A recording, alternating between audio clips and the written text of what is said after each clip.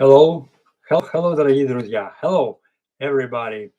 I would like to speak in English, and I would like to prefer you for the coming conference in Munich on international security. The first part of my materials are in English and in Russian. You may order them by your request. I will send to your address. The Kremlin has anchored in the Donbass and the other 20% of Ukrainians' territory.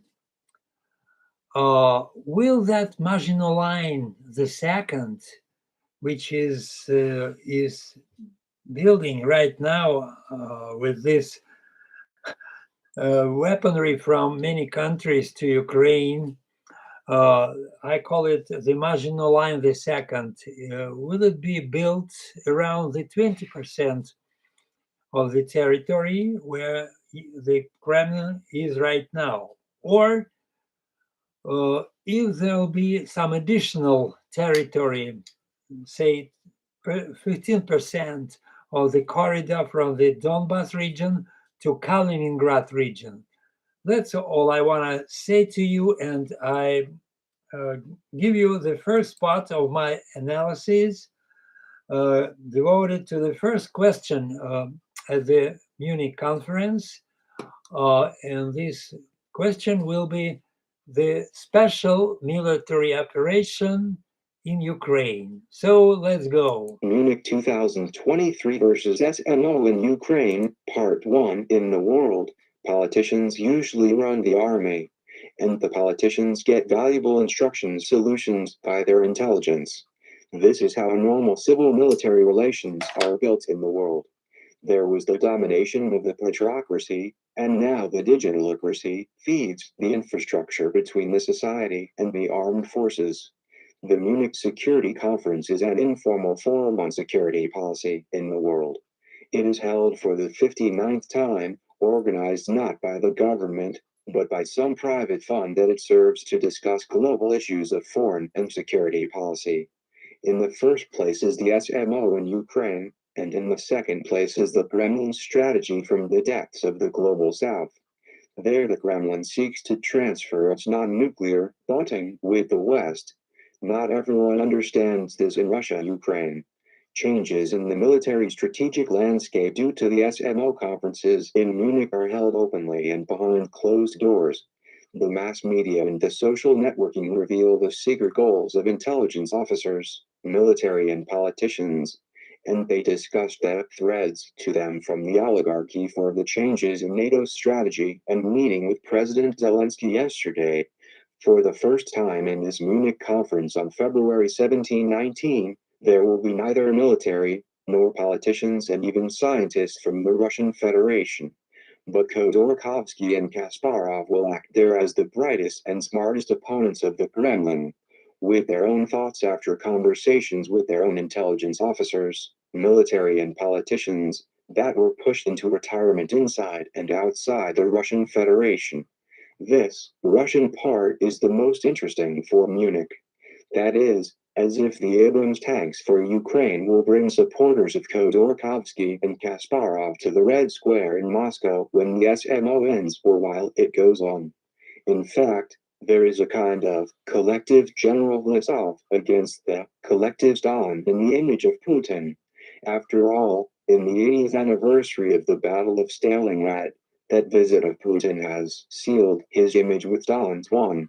The creators of the Maginot Line-2 in Ukraine want to meet Putin's tanks and artillery and escape the fate of the Maginot Line that France built along its border with Germany in the 1930s to prevent an invasion. Built at a cost that possibly exceeded $9 billion in today's dollars, the Maginot Line-1 will be peanuts to prevent or deter the Kremlin from grabbing Ukraine's lithium resources in Donbass. That Maginot fortress was built for 6 years and for 750 kilometers, and in 1940 the German troops simply bypassed it. The same trick could be done by the Kremlin in the global south. That variant will be discussed as the second main issue of the Munich conference, and this topic has been also discussed in the second part. Ukraine and with all possible tanks from NATO countries could look like the Maginot Line-2. Where will those tanks and planes from NATO be if there is already a government for the Kremlin's colonization of lands with the lithium of Donbass and a potential corridor for its export for profitable trade with the whole world? There have been the Russian Air Force and Space Air Forces so far in Belarus and the Kaliningrad region. Perhaps in Munich there will be an analysis on the way to that lithium treasure, either through Putin, or through Khodorkovsky and Kasparov, or even through Zelensky himself with his advisors from the EU NATO after yesterday's meeting in the Brussels. Of course, the TV broadcast in Munich will talk about democratic conquests and humanitarian aid for into Ukraine. But this is for the mass media or strictly for birds. After all, the political military bloc NATO, like the entire civilian bureaucracy of the EU, live on the money of oligarchs. The question is what wings of oligarchy, specifically?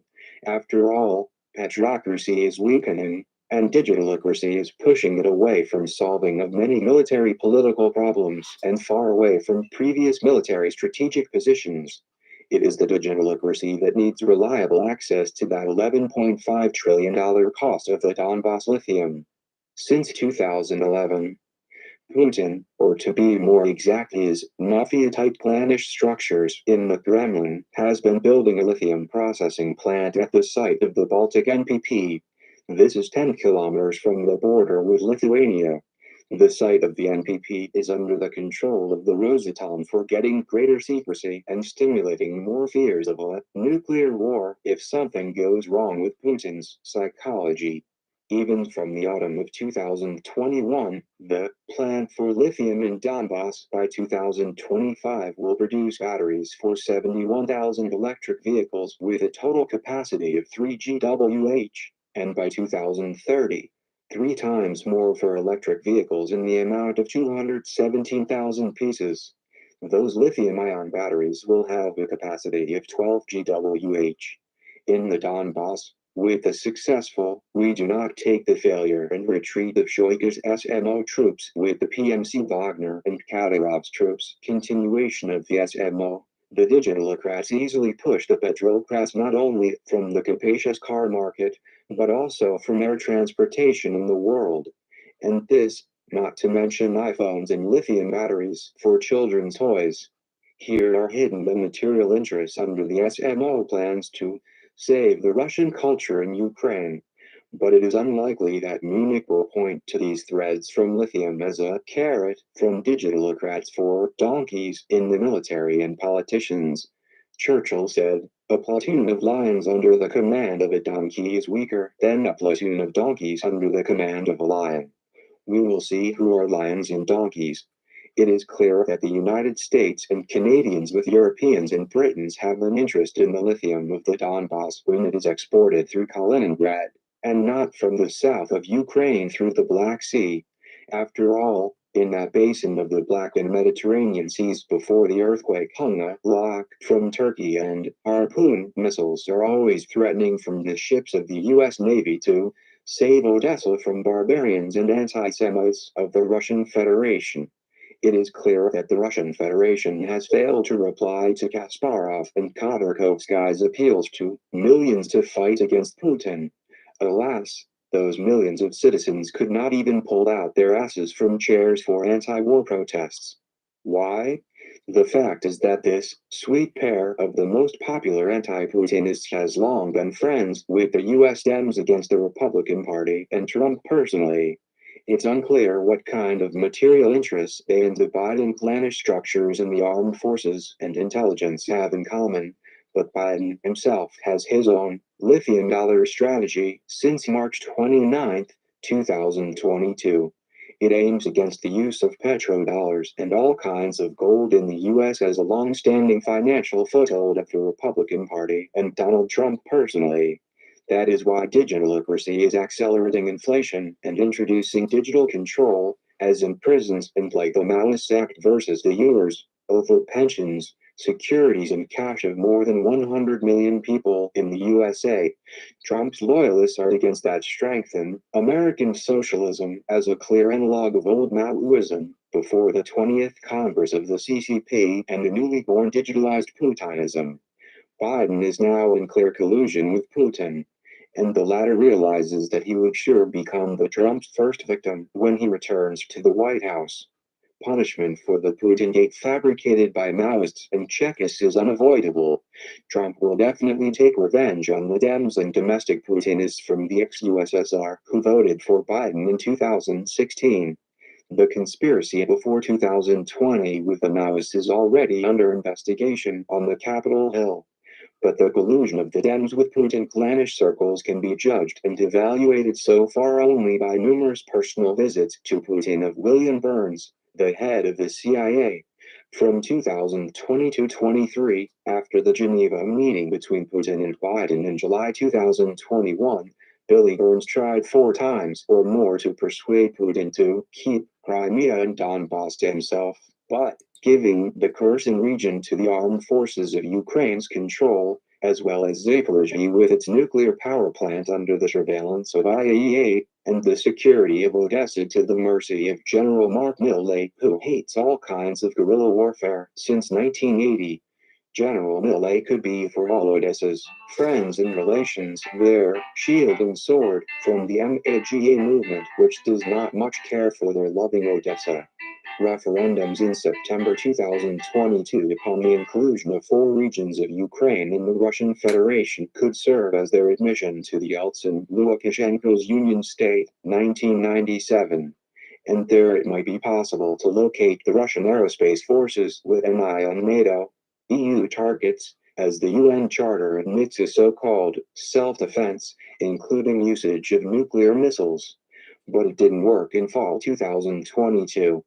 Probably, as a response to those referendums, the USA, EU with the British under Boris Johnson started to organize endless meetings in Ramstein, Germany.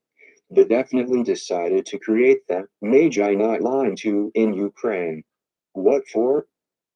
Firstly, to drop its unnecessary weaponry of the last century to Ukrainian fields and forests, not to utilize in their own nations, and secondly, for the needs of modernizing their own military-industrial complex. So, for now, by February 17th, i.e. on the eve of the Munich Security Conference, the Kremlin is firmly anchored in the Donbass and the other 20% of Ukraine's territory. Will that Maginot Line-2 be built around that 20%? But the Operation Babrak Carmel 2 is also quite possible. Then the needs for the Maginot Line-2 will have to cover 30-35% of the land of Ukraine.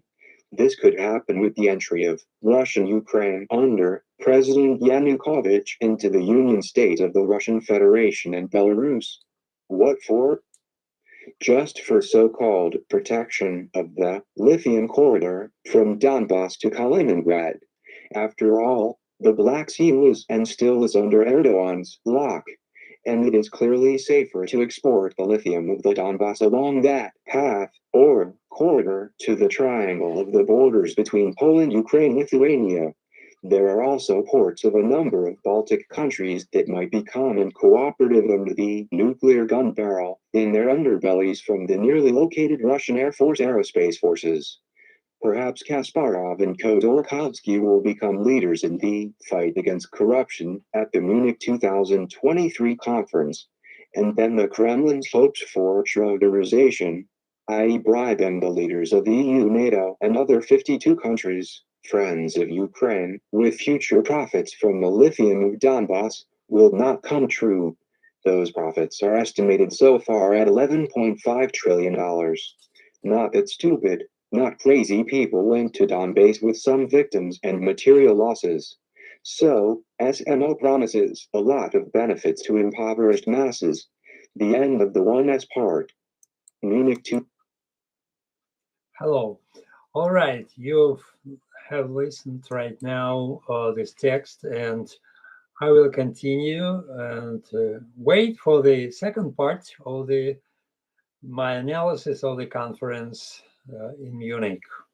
So right now, bye bye. See you later. See you very soon. See you very soon.